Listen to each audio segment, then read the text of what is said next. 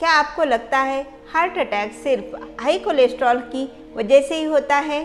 अगर मैं कहूँ, कई लोगों में हार्ट अटैक आने से पहले शरीर ब्लड शुगर को सही तरह से संभालना बंद कर देता है, तो आप विश्वास करेंगे 1962 में एक प्रकाशित एक मेडिकल रिसर्च में डॉक्टरों का ध्यान इसी ओर खींचा था।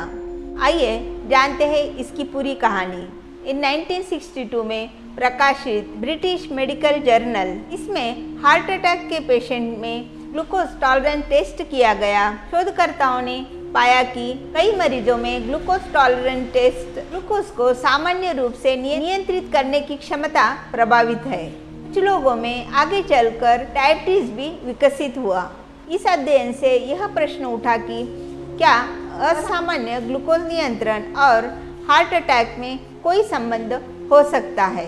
आज की आधुनिक रिसर्च बताती है कि इंसुलिन रेजिस्टेंस, प्री डायबिटीज और डायबिटीज वास्तव में हार्ट अटैक के हृदय रोग के महत्वपूर्ण जोखिम कारकों में शामिल है। Why does this happen? जब ब्लड शुगर लंबे समय तक बढ़ा रहता है तो रक्तवाहिनियों की अंदरूनी परत यानी इंटरनल लेयर को यह नुकसान पहुंचाता है। शरीर में सूजन बढ़ाती है। खराब कोलेस्ट्रॉल धमनियों में जमा होने लगता है। धमनियां संकरी हो जाती है और एक दिन अचानक हार्ट अटैक हो सकता है।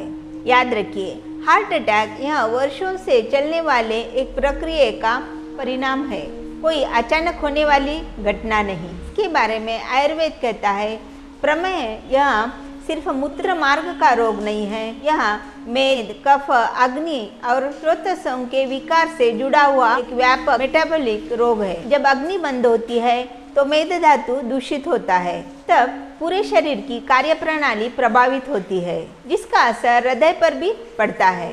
इसीलिए आयुर्वेद सिर्फ शुगर कम करने पर नहीं, बल्कि पूरे शरीर को संतुलित करने में जोर देता है। What should you do?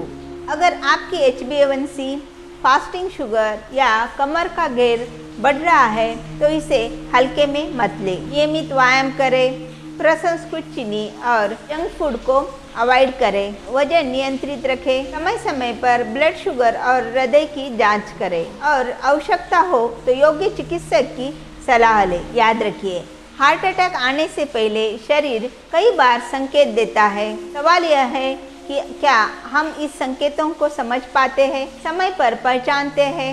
अपनी शुगर को केवल एक रिपोर्ट का नंबर मत समझिए, यह आपके दिल की सेहत का भी आईना हो सकता है। ऐसे रिसर्च आधारित आधुनिक और आयुर्वेदिक जानकारी के लिए मेरा चैनल रुचाज आयुर्वेदा सेंटर को सब्सक्राइब करें। धन्यवाद।